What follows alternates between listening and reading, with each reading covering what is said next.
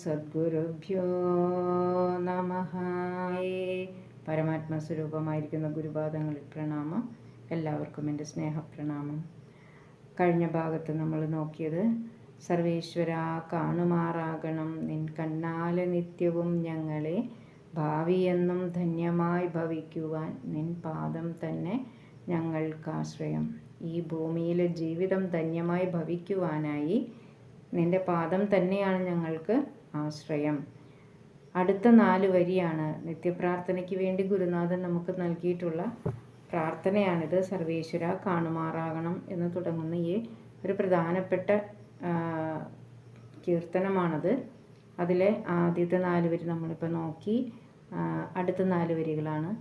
സർവദാ സർവവും നൽകി പോറ്റി വളർത്തി ഞങ്ങളെ, രക്ഷിച്ചിടുന്നവനല്ലോ എന്നും നീ, ഞങ്ങൾക്കു സർവമാമീശ്വരൻ. സർവദാ സർവവും നൽകി, സർവദാ എല്ലായ്പ്പോഴും എല്ലാം നൽകി, സർവവും എന്തൊക്കെ ആവശ്യമുണ്ടോ അതെല്ലാം നൽകി പോറ്റി വളർത്തി ഞങ്ങളെപ്പോഴും അങ്ങ് പോറ്റി വളർത്തുന്നു.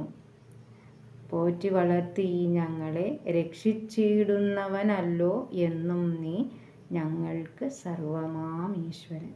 വളരെ ലളിതമായി ആരുടെയും സഹായമില്ലാതെ മനസ്സിലാക്കാൻ പറ്റുന്ന കാര്യങ്ങൾ മാത്രമാണ് ഈ വരികളിലൂടെ ഉള്ളത്. എല്ലാം നൽകി എപ്പോഴും നമ്മളെ കാത്തു രക്ഷിക്കുന്ന ഞങ്ങളുടെ ഈശ്വരനാണ് അങ്ങ് എന്ന് നാം പുകഴ്ത്തി പറയുകയാണ് ഗുരുനാഥൻ. നമ്മളെ അങ്ങനെ മനസ്സിലാക്കി തരികയാണ്. ഈശ്വരൻ എന്ന് പറയുന്നത് നമ്മൾ തിരിച്ചറിയുന്നു. നമ്മളെ എല്ലായ്പ്പോഴും കാത്തു രക്ഷിക്കുന്ന, എല്ലാം നൽകി അനുഗ്രഹിക്കുന്ന ഈശ്വരനാണ് അങ്ങ് എന്ന് നമ്മുടെ വാക്കുകളിലൂടെ ഈശ്വരനോട് പറയുകയാണ്. ഈശ്വരനെ അംഗീകരിക്കുകയാണ് നമ്മൾ. എല്ലായ്പ്പോഴും എല്ലാം നൽകി രക്ഷിക്കുന്നവനാണ് ഈശ്വരൻ എന്ന് നമ്മൾ പറയുന്നു. പക്ഷേ ആ വാക്കുകളിൽ നമ്മളത് പറയുന്നുണ്ടെങ്കിലും നമ്മുടെ ഭാവം, അതാണ് ഗുരുനാഥൻ ഇവിടെ നമുക്ക് തിരിച്ചറിവിന് വേണ്ടിയിട്ട് പറഞ്ഞു തരുന്നത്. നമ്മൾ പറയും എല്ലാം നൽകുന്നത് ഈശ്വരനാണ്. അങ്ങനെയാണെങ്കിൽ നമ്മുടെ ജീവിതത്തിലെ, നേരത്തെ നമ്മൾ കഴിഞ്ഞ വരികളിൽ പറഞ്ഞത്, നമ്മുടെ കാഴ്ചപ്പാട്, നമ്മുടെ ആ ഒരു വീക്ഷണം അതാണെങ്കിൽ, ഈശ്വരനാണ് എല്ലാം നൽകുന്നത് എന്നാണെന്നുണ്ടെങ്കിൽ നമ്മുടെ പെരുമാറ്റത്തിൽ വളരെയധികം വ്യത്യാസമുണ്ടാകും. സർവദാ സർവവും നൽകി പോറ്റി വളർത്തുന്നു. ഒരു കുഞ്ഞുണ്ടാവുമ്പോൾ ആ കുഞ്ഞിന് ആധാരമായി നിൽക്കുന്നത്, ആ സൃഷ്ടിക്ക് കാരണമായി ആധാരമായി നിൽക്കുന്നത് അതിൻ്റെ മാതാപിതാക്കളാണ്. അപ്പോൾ അവൻ്റെ മാതാപിതാക്കൾ ആ കുഞ്ഞിന് വേണ്ടിയിട്ട് എല്ലാ കാര്യങ്ങളും, അവൻ്റെ ആ ജനനം മുതൽക്ക് ആ സമയാസമയങ്ങളിൽ എന്തൊക്കെ ആവശ്യമുണ്ടോ അതെല്ലാം നൽകി അവനെ സംരക്ഷിക്കുന്നു. അവനെ പോറ്റി വളർത്തുന്നത് ആ മാതാപിതാക്കളാണ്. അവൻ്റെ ആവശ്യങ്ങൾ അറിഞ്ഞ് ഓരോ സന്ദർഭങ്ങളിലും അവന് വേണ്ടതെല്ലാം നൽകി രക്ഷിക്കുന്ന ആൾ ആ മാതാപിതാക്കളായിരിക്കും. അപ്പം ആ കുഞ്ഞിൻ്റെ മാതാപിതാക്കൾ എങ്ങനെയാണോ ആ കുഞ്ഞിനെ നോക്കുന്നത്, അതുപോലെ ഈശ്വരൻ അവൻ്റെ സൃഷ്ടിയായ നമ്മളെ എല്ലാവരെയും ഒരുപോലെ ആവശ്യങ്ങൾ കണ്ടറിഞ്ഞ് മുന്നോട്ട് കൊണ്ടുപോകുന്നു. ഇതാണ് ഈ വരികളിലൂടെ നമുക്ക് പറഞ്ഞു തന്നത്. അത് നമ്മൾ അംഗീകരിക്കുകയാണ്. ഭഗവാനോട് പറയുകയാണ്, അങ്ങ് തന്നെയാണ് ഞങ്ങൾക്കിതെല്ലാം നൽകി ഞങ്ങളെ രക്ഷിക്കുന്നത്. അപ്പോൾ ഈ കുഞ്ഞിൻ്റെ ആധാരമായി നിൽക്കുന്ന മാതാപിതാക്കളും അവരുടെ മാതാപിതാക്കളും, അങ്ങനെ മനുഷ്യകുലം ആകെയും സൃഷ്ടിക്കപ്പെട്ടതായി ഈശ്വരനിൽ നിന്നാണെന്ന് നമുക്കറിയാം. അതുപോലെ നമുക്ക് ഈ ഭൂമിയിൽ ജീവിക്കുമ്പോൾ എന്തെല്ലാം ആവശ്യമുണ്ടോ, ഏതെല്ലാം സാഹചര്യങ്ങളും വസ്തുക്കളും ജീവനുകളും പ്രകൃതിയിലെ പല വിഭാഗങ്ങളും നമ്മുടെ ജീവിതത്തിനെ മുന്നോട്ട് കൊണ്ടുപോകുന്നതിന് സഹായിക്കുന്നുണ്ട്. ഒരിക്കലും നമുക്ക് തനിയെ ജീവിക്കാൻ പറ്റില്ല. നമുക്ക് വായു വേണം, ജലം വേണം, അതുപോലെ എല്ലാ കാര്യങ്ങളും ഭക്ഷണത്തിന് വേണ്ടിയിട്ടാണെന്നുണ്ടെങ്കിലും എത്രയോ ചേരുവകൾ ചേർന്നിട്ടാണ് നമുക്ക് ഒരു ഭക്ഷണം, നമുക്ക് ആവശ്യമുള്ള ആ ഭക്ഷണം ലഭിക്കുന്നത്. നമ്മളിവിടെ ഭൂമിയിൽ ജീവിക്കുന്നുണ്ടെങ്കിൽ എന്തെല്ലാം വേണം? അപ്പം നമ്മുടെ ആ ആവാസ വ്യവസ്ഥകളെല്ലാം പാലിക്കപ്പെടുന്നത് ഈ പ്രകൃതി ആകപ്പാടെയാണ്. അപ്പോൾ ആ പ്രകൃതി അപ്പാടെ നമുക്ക് വേണ്ടിയും പരസ്പരം പൂരകങ്ങളായിട്ട് അങ്ങോട്ടും ഇങ്ങോട്ടും ഒരു വസ്തുവും ഒരു ജീവനും ഒന്നും തന്നെ ഇവിടെ വെറുതെ വന്നിട്ടില്ല. ഒരു പുൽക്കൊടി പോലും അതിൻ്റെ പ്രാധാന്യത്തോടെ, അതില്ല എങ്കിൽ ഈ ജീവന് പൂർണ്ണതയില്ല. ഈ പ്രകൃതി ഇതുപോലെ നിലനിൽക്കില്ല. ഒന്നിന് ചേർന്ന് വന്നിട്ടാണ് ഈ പ്രകൃതി അപ്പാടെ ഇങ്ങനെ നിലനിൽക്കുന്നത്. അതാണ് ആ വ്യവസ്ഥ. അപ്പം ഈ വ്യവസ്ഥയെ കൃത്യമായി പാലിച്ചുകൊണ്ട് ഓരോ ജീവനും ആവശ്യമായിട്ടുള്ള, അവൻ്റെ ഈ ഭൂമിയിൽ ജീവിതം കഴിക്കാൻ ആവശ്യമായിട്ടുള്ള എല്ലാ വിഭവങ്ങളും ഒരുക്കി പരസ്പരം പൂരകമാക്കി, ഒന്നിന് ചേർന്ന്, ഒന്ന് കൂടുതലായിട്ടുമില്ല കുറവായിട്ടുമില്ല.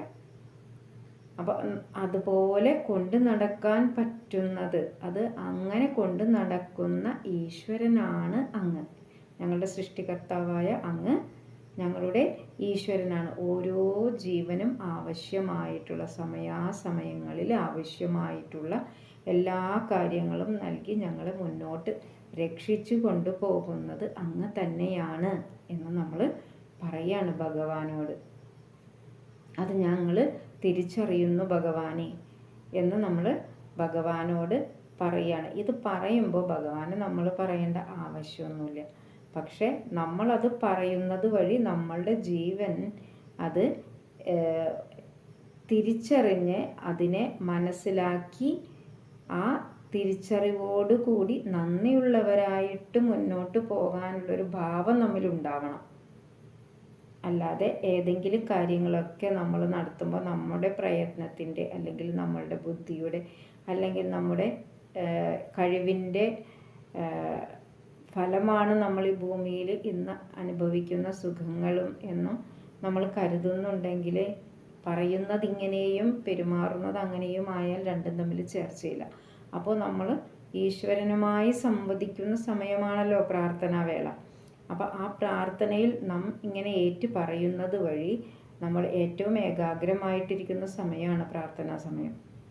അപ്പോൾ ആ ഈശ്വരനുമായി മുഖാമുഖം കാണുന്ന സമയത്ത് നമ്മളിങ്ങനെ അംഗീകരിക്കുമ്പോൾ ഈശ്വരനെ വളരെ എളിമയോടുകൂടി നാം അങ്ങ് തന്നെയാണ് ഞങ്ങളുടെ എല്ലാ കർമ്മങ്ങളുടെയും പിന്നിലും അതിൻ്റെ ഫലത്തിൻ്റെ പിന്നിലും എല്ലാം എന്ന് നമ്മൾ അംഗീകരിക്കുമ്പോൾ നമ്മുടെ മനസ്സ് പൂർണ്ണമായിട്ടും ആ ഈശ്വരനെ അംഗീകരിച്ച് മനസ്സിൻ്റെ ഭാവവും വിനയത്തോടുകൂടി നന്ദിയോടുകൂടി ഓരോ കർമ്മങ്ങളിൽ ഏർപ്പെടാൻ നമ്മളെ സഹായിക്കുകയും ചെയ്യും.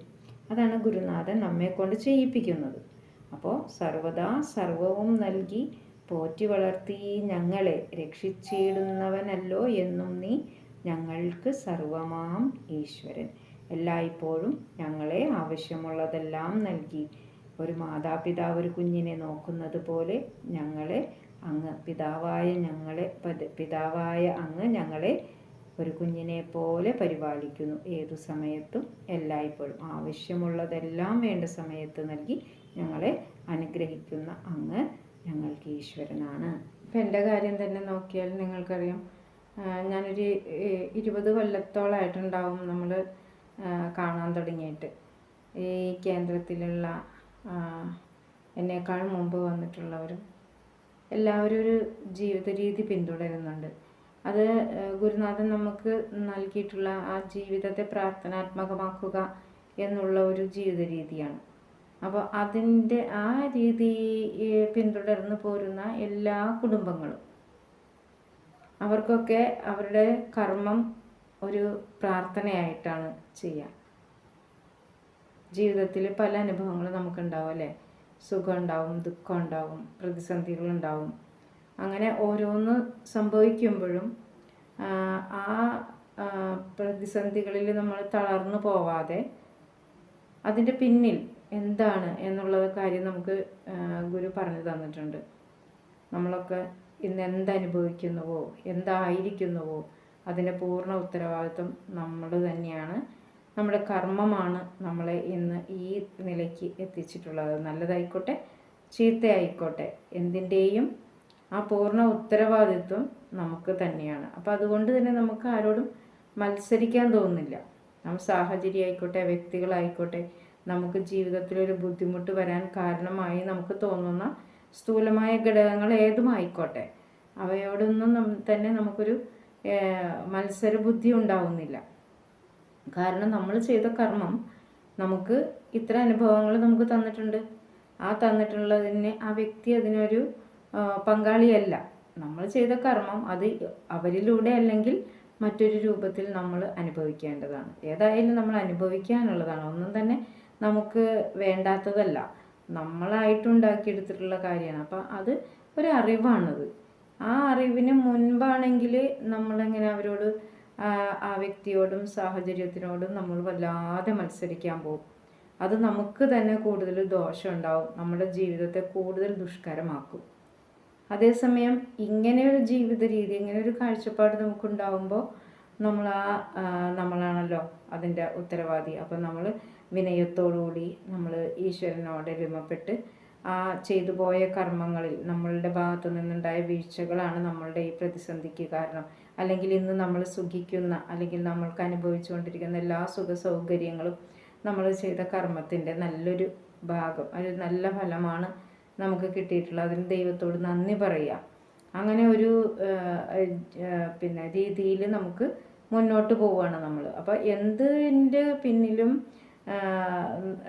കർമ്മം എന്ന് പറയുന്ന ഒരു സൂക്ഷ്മമായിട്ടുള്ള ഒരു സ്ഥലമുണ്ടെന്നും ആ കർമ്മത്തിൽ നിന്നുള്ള ഫലങ്ങൾ, അതായത് സൂക്ഷ്മമായ തലമല്ല, നമ്മൾ ചെയ്യുന്ന കർമ്മങ്ങൾക്കൊക്കെയും പിന്നിൽ ഓരോന്നിൻ്റെയും പിന്നിൽ നല്ലത് ചെയ്താൽ നല്ലത്, ചീത്ത ചെയ്താൽ ചീത്ത എന്നുള്ള ഒരു രീതി ഉണ്ട് എന്നുള്ള ആ സൂക്ഷ്മമായ വശം നമ്മൾ മനസ്സിലാക്കി.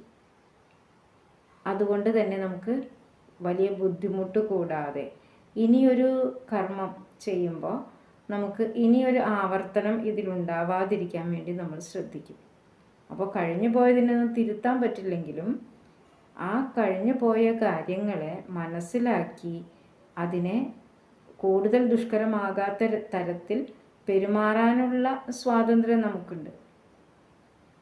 അത് ഈ അറിവ് വന്നു കഴിയുമ്പോൾ അതിനെ മത്സരിക്കണോ അതോ എളിമപ്പെട്ട് അതിനോട് ചേർന്ന് അതിനെ മറികടക്കാനുള്ള മാർഗങ്ങൾ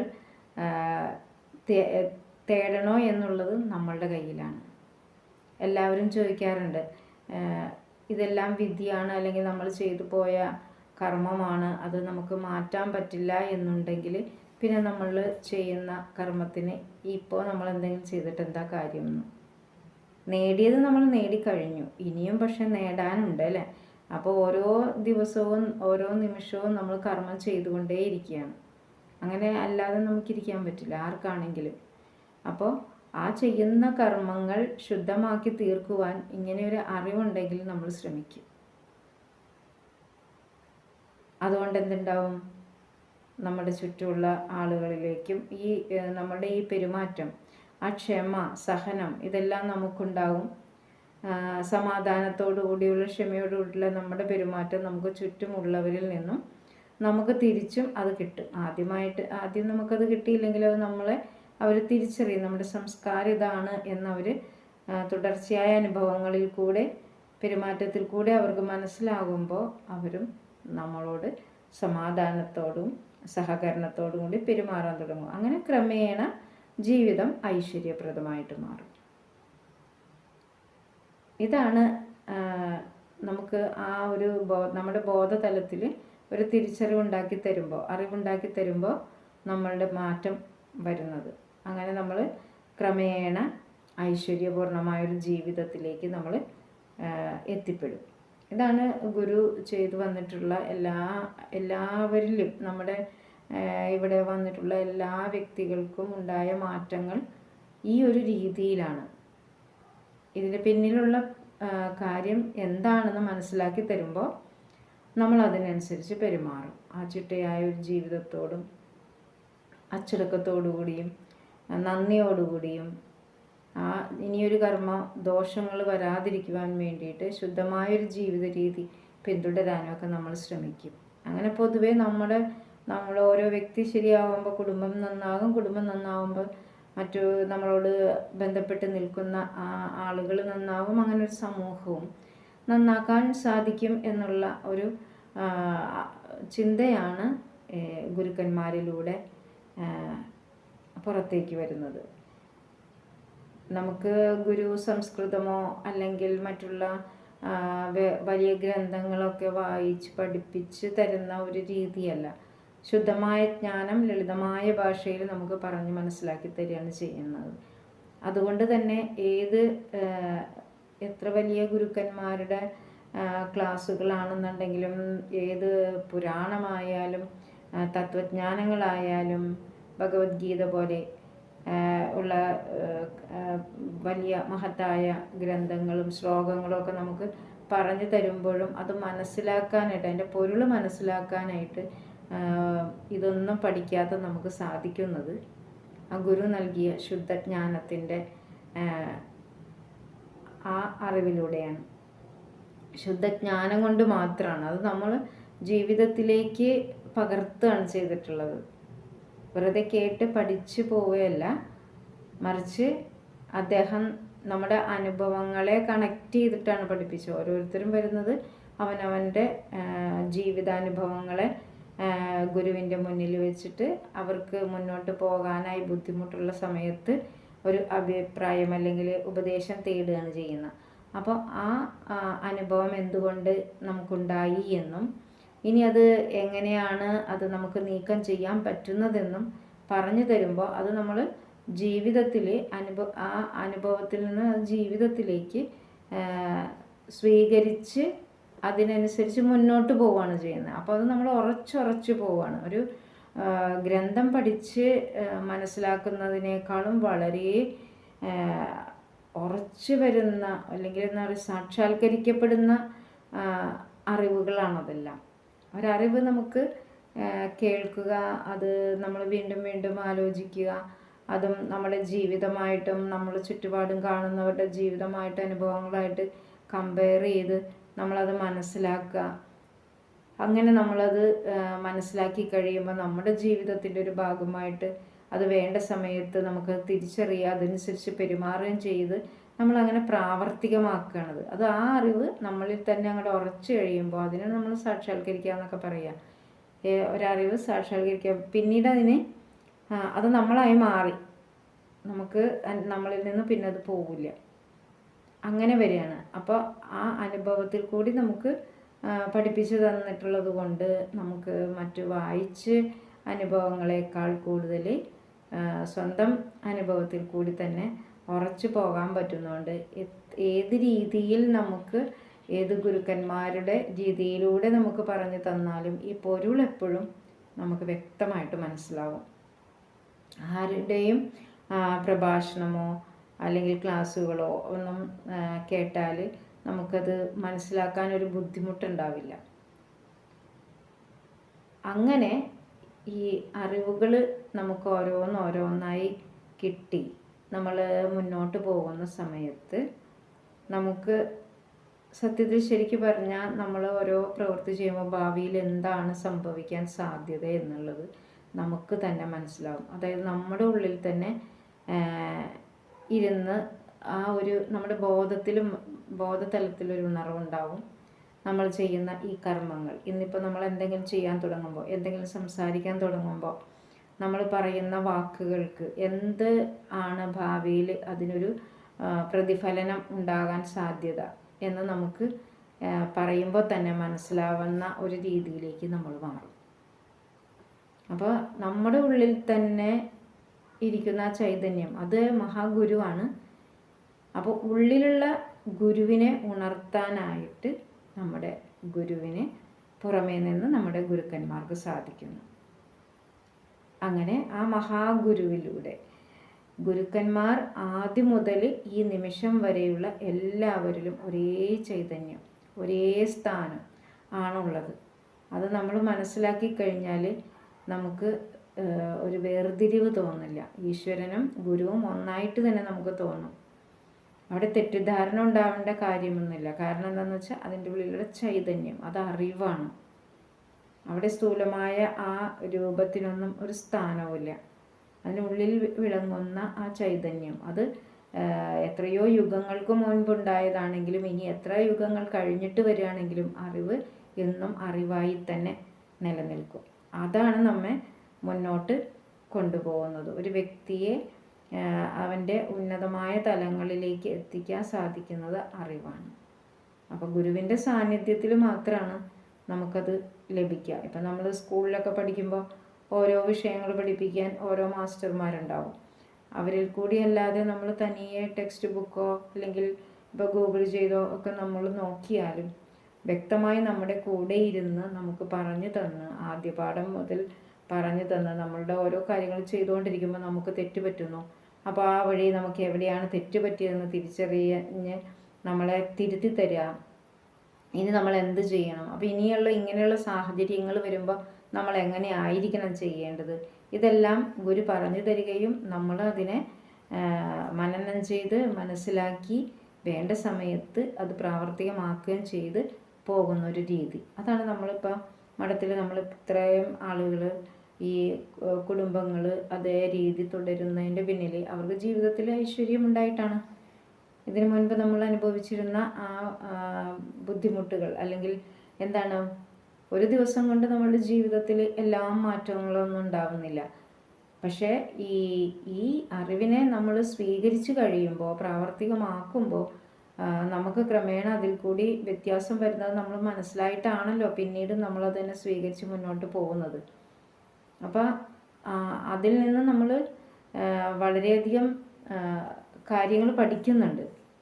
ആദ്യത്തെ വരിയുടെ അവസാനം നമ്മൾ നമ്മുടെ ജീവിതം ധന്യമാകാനും കൂടി നാം ഈശ്വരനോട് പ്രാർത്ഥിക്കുന്നുണ്ട്. ഈശ്വരനോട് ഈ നമ്മൾ രക്ഷിക്കണം എന്ന് പറയുമ്പോൾ ഈ ജീവിതത്തെ മോശമായി പോകാതിരിക്കുവാൻ വേണ്ടി നമ്മൾ ആവശ്യപ്പെടുന്നതല്ല, നമുക്ക് ഗുണമായിട്ട് വരേണ്ടത്, ജീവിതം ധന്യമാകാൻ തക്കവണ്ണമുള്ള അനുഗ്രഹമാണ് അങ്ങ് നൽകേണ്ടത് എന്ന് നമ്മൾ പ്രാർത്ഥിക്കുകയുണ്ടായി അല്ലേ. അപ്പോൾ ഇവിടെ രക്ഷിക്കുക എന്ന് പറയുമ്പോൾ അതുകൂടിയുണ്ട്. എന്ന് വെച്ച് കഴിഞ്ഞിട്ടുണ്ടെങ്കിൽ നമ്മൾ ഇപ്പോൾ പറഞ്ഞില്ലേ, ഇന്ദ്രിയങ്ങൾ വഴി നമ്മുടെ ഇന്ദ്രിയങ്ങളൊക്കെ പുറത്തേക്കാണ് ഇരിക്കുന്നത്. നമ്മൾ കാണുന്നതിൻ്റെ പുറകെ പോകും, കാണുന്നത് ഇഷ്ടപ്പെട്ടാൽ അതിൻ്റെ പുറകെ, കേൾക്കുന്നത് ഇഷ്ടപ്പെട്ടാൽ അങ്ങനെ. പക്ഷെ ഇതിൻ്റെ ഒന്നും എന്താണ് അതിൻ്റെ ഭാവിയിൽ വരാൻ പോകുന്നതെന്നും നമ്മൾ ചിന്തിക്കാറില്ല. പലപ്പോഴും നല്ലതെന്ന് തോന്നി നമ്മൾ ചെല്ലുമ്പോൾ ഈ ആമ്പാറ്റകൾ വിളക്കിൽ വന്ന് ചേരും. ആ വിളക്കിൻ്റെ പ്രകാശം കണ്ടിട്ട് അതിൻ്റെ അകത്തേക്ക് വന്നിട്ട് അവസാനം എന്ത് പറ്റും, അതിൻ്റെ ജീവിതം അതോടുകൂടി തീരും എന്ന് പറയുന്നത് പോലെ നമ്മൾ ഓരോരുത്തരും ക്ഷണികമായ പല കാര്യങ്ങളിലേക്ക് ചെന്ന് വീഴും ഇന്ദ്രിയങ്ങളുടെ പുറകെ പോകുമ്പോൾ. എന്നാൽ ഇന്ദ്രിയങ്ങൾ അടക്കി ഉള്ളിലേക്ക് നോക്കുമ്പോഴാണ് നമുക്ക് ഈശ്വരനെ കാണാൻ പറ്റുന്നത്. അപ്പോൾ അതിലേക്ക് ശ്രദ്ധ എപ്പോഴെങ്കിലും നമ്മൾ തിരിച്ചിട്ടുണ്ടെങ്കിൽ ആ ഇന്ദ്രിയങ്ങളെ നിയന്ത്രിക്കാനുള്ളൊരു ശക്തി കൂടി നമുക്ക് ഈശ്വരനിൽ നിന്ന് കിട്ടും. ആത്മീയതയുടെ ഒരു വലിയൊരു ശക്തി അതാണ്. നമ്മുടെ ഭാരതീയ ദർശനം തന്നെ അതാണ്. മറ്റുള്ളവരൊക്കെ ഭൗതികതയ്ക്ക് പ്രാധാന്യം കൊടുക്കുമ്പോൾ നമ്മൾ ആത്മീയതയ്ക്കാണ് പ്രാധാന്യം കൊടുത്തിട്ടുള്ളത്. ഭൗതികമായും ആത്മീയമായും വ്യത്യാസം സത്യത്തിലില്ല. ഗുരുനാഥൻ നമ്മെ പെട്ടെന്ന് മനസ്സിലാക്കാൻ പഠിപ്പിക്കുന്നത് എങ്ങനെയാണെന്ന് വെച്ചാൽ, ഒരു കൈ കൂപ്പുമ്പോൾ രണ്ട് കൈ കൂപ്പി പിടിക്കണമെന്നുണ്ടെങ്കിൽ രണ്ട് കൈകളും കൂടെ കൂട്ടണം അല്ലേ. അതുപോലെയാണ് ഭൗതികതയും ആത്മീയതയും. ഒരു ജീവിതം മുന്നോട്ട് കൊണ്ടുപോകുമ്പോൾ നമ്മൾ ആത്മീയമായിട്ടെന്നോ പറയണ്ട, ഭൗതികമായിട്ടെന്നോ പറയണ്ട. ഒരു ഗൃഹസ്ഥരായ ഒരു വ്യക്തിക്ക് എങ്ങനെ വന്നാലും ഭൗതികമായ ജീവിതം ജീവിക്കുന്നത് ആത്മീയമായ ആധാരത്തിൻ്റെ പുറത്തായിരിക്കണം. ആത്മീയ ചിന്തയോടുകൂടി ഭൗതിക ജീവിതം ജീവിക്കുമ്പോൾ നമ്മുടെ ജീവിതം ധന്യമാകും. അപ്പോൾ നമ്മൾ ഇന്ദ്രിയങ്ങളുടെ പുറകെ അല്ല പോവുക, നമ്മുടെ ഉള്ളിലിരിക്കുന്ന ആ ചൈതന്യം പറഞ്ഞു തരുന്നൊരു വഴിയിലൂടെ മാത്രമേ നമുക്ക് സഞ്ചരിക്കാൻ പറ്റൂ. ആത്മീയത എന്ന് പറഞ്ഞാൽ അവനവനെ തന്നെ അറിഞ്ഞുകൊണ്ട് മുന്നോട്ട് പോവുക എന്നാണ് അർത്ഥം. സാധാരണഗതിയിൽ നമുക്ക് അവനവൻ്റെ അന്നന്നത്തെ ജീവിതം ഭംഗിയായി മുന്നോട്ട് കൊണ്ടുപോവുക എന്നതിനപ്പുറം കൂടുതലായിട്ടൊന്നും നമ്മൾ ചിന്തിക്കുന്നില്ല. കുറച്ച് കാലം മുൻപ് പഴയ തലമുറകളിലേക്ക് നോക്കിയാൽ ഇത് പറഞ്ഞു തന്നിട്ടൊന്നും അല്ലാതെ തന്നെ ഒന്ന് ചിന്തിച്ച് നോക്കി നമുക്ക് മനസ്സിലാവും. മുൻപ് ഒരു യുദ്ധം ചെയ്യുന്നതിന് പോലും നമ്മൾ ബാക്കിലേക്കൊക്കെ തിരിഞ്ഞു നോക്കി നമ്മുടെ പഴയ കാലങ്ങളിലേക്ക് കഥകളിൽ കൂടിയാണെങ്കിലും പുരാണങ്ങളിൽ കൂടിയാണെങ്കിലൊക്കെ നോക്കിയാൽ നമുക്ക് മനസ്സിലാവും. അന്ന് ജീവിച്ചിരുന്നവർക്ക് എല്ലാവർക്കും ഒരു ധർമ്മം ആധാരമാക്കിയിട്ടുള്ള ഒരു ജീവിതമായിരുന്നു. ഒരു യുദ്ധം ചെയ്യുന്നതിന് പോലും അതിൻ്റെതായ നീതി ഉണ്ടായിരുന്നു.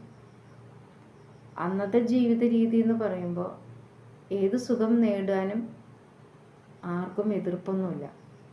എന്ത് സുഖം നേടണമെങ്കിലും അതിന് പോകുന്നൊരു വഴിയുണ്ടല്ലോ, ആ വഴി ഒരു ധർമ്മത്തിൻ്റെ പാതയിൽ കൂടി.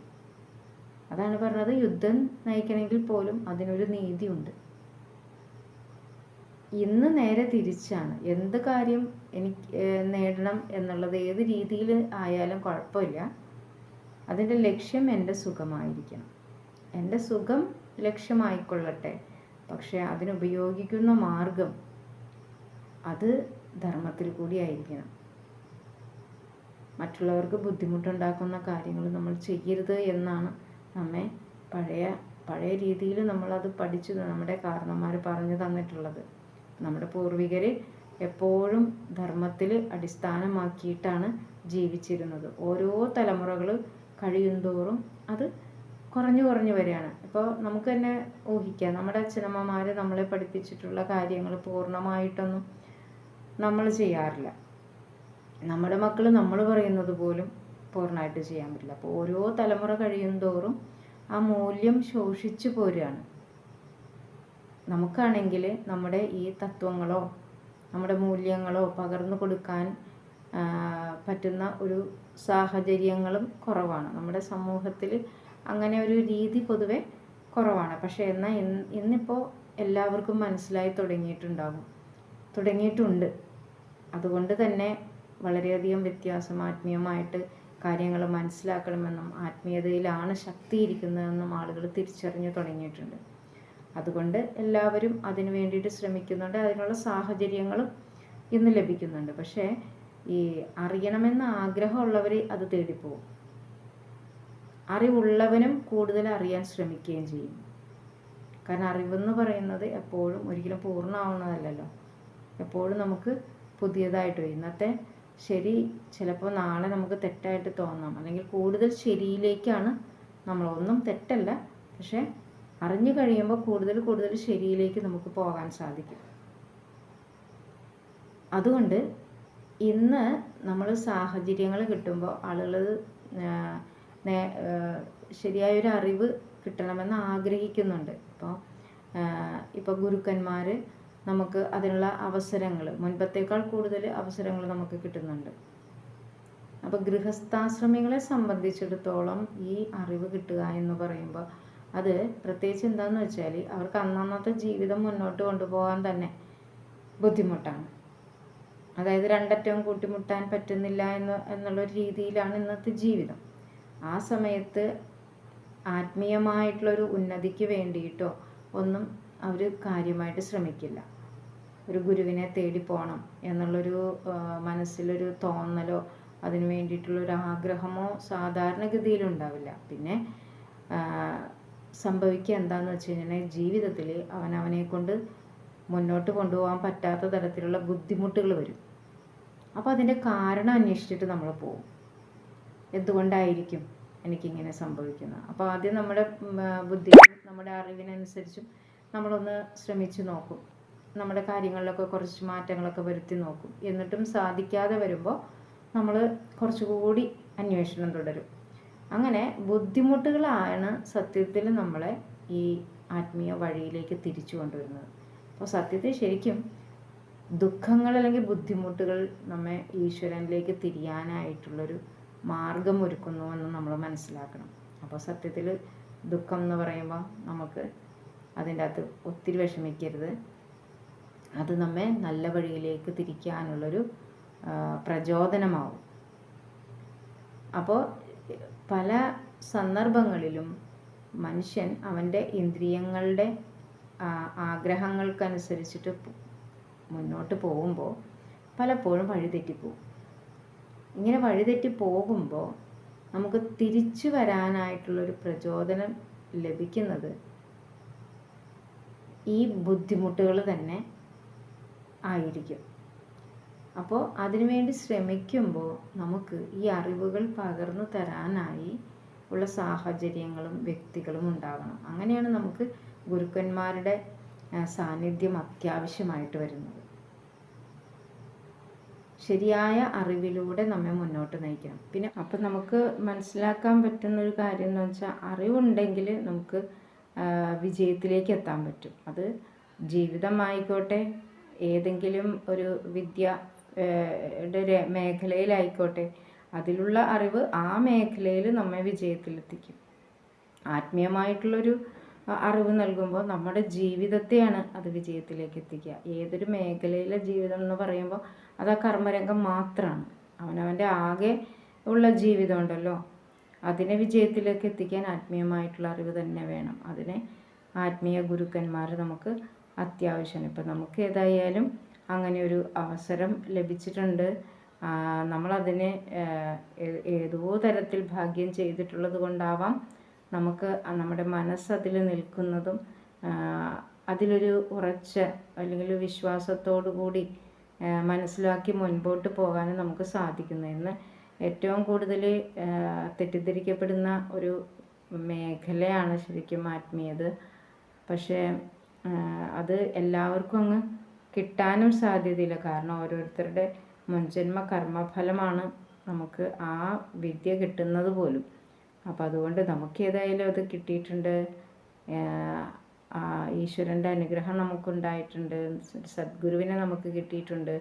അത് പൂർണ്ണമായിട്ട് നമുക്ക് ജീവിതത്തിലേക്ക് ഉപയോഗപ്പെടുത്താൻ നമുക്ക് സാധിക്കണം. നമ്മുടെ കർമ്മദോഷങ്ങളൊന്നും നമ്മുടെ മുന്നിലൊരു മായയായി വന്ന് തടസ്സമായി വന്ന് നിൽക്കാതിരിക്കുവാൻ വേണ്ടിയിട്ട് നമ്മളെപ്പോഴും എളിമയോടുകൂടി സർവേശ്വരൻ്റെ പാദത്തിൽ സമർപ്പിച്ച് പ്രാർത്ഥിക്കണം. അപ്പോൾ അതിനായിരിക്കട്ടെ നമ്മുടെ നിത്യപ്രാർത്ഥനകൾ. അറിവിലൂടെ നമുക്ക് മുന്നോട്ട് പോവാം. ഈശ്വരൻ നമ്മെ വിജയത്തിലെത്തിക്കട്ടെ. ഗുരുകടാക്ഷമുണ്ടാവട്ടെ. എല്ലാവർക്കും സർവേശ്വരൻ്റെ അനുഗ്രഹം സമ്പൂർണ്ണമായി സമൃദ്ധമായി ലഭിക്കുവാൻ വേണ്ടി പ്രാർത്ഥിക്കുന്നു. സർവ്വലോകമാനവർക്കും ഗുരുനാമത്തിൽ ശാന്തിയും സമാധാനവും ഭവിക്കട്ടെ.